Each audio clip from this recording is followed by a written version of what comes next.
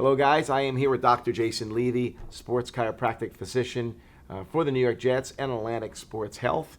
Dr. Levy, thanks for joining us again here today. It's been quite a great experience, getting to know you over the years and spending time and seeing all the success you've had with your athletes at all levels. And I know you have an abundance of professional athletes you work with, along with younger athletes.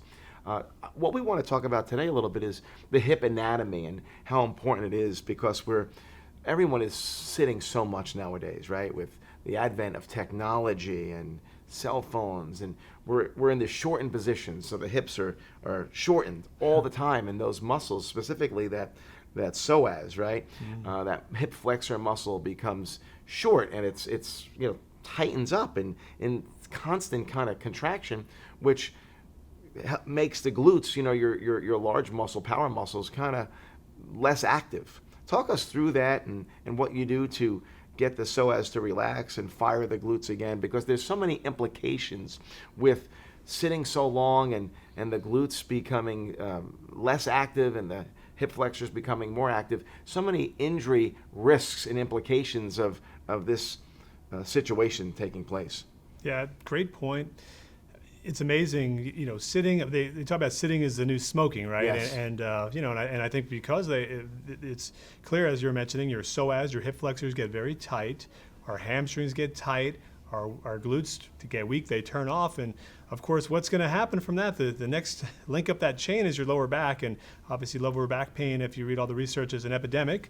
I believe they say that 80% of adult Americans will have low back pain sometime in their life, and I believe it comes back up to 90% of the time once you've had it once.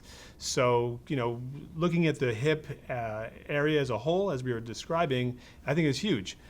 Doing things in our office, of course, we're doing a lot of hands-on approaches to helping to release psoas, hamstrings, glutes, things of that nature.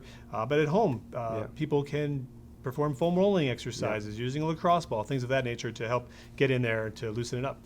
And I think just standing up every 15, 20 minutes if you're at a desk and just stretching. I mean, like a cat, or a dog, they wake up in the morning, they stretch the myofascia, they loosen up. And like you said, sitting is the new smoking now. It's really not a good thing to be doing for long periods of time. So when you're sitting so long, it deactivates the glutes, where your lower back is going to fire, and actually can lead to hamstring injury. A lot of hamstring injuries are caused not because of a weak or tight hamstring. It's caused from a tight hip flexor. It's caused from a glute not firing, where the hamstring has to work overtime. So a lot of information just by stretching and getting that hip flexor to relax, and like you said, foam rolling or doing some hip flexor stretches could play a huge difference from a general population standpoint. If you're just an average person that doesn't necessarily play a competitive sport, as well as an athlete that is competitive, sitting for long periods of time can definitely be a challenge. Anything else you'd like to add in terms of this subject matter of hip anatomy and just tight hip flexors? Well, in general, just something that we had been speaking about off camera was just talking about stretching versus some sort of foam rolling.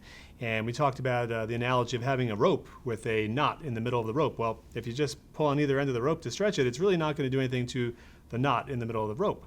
So, you need to apply some sort of pressure, some sort of tension to, kind of break up that knot.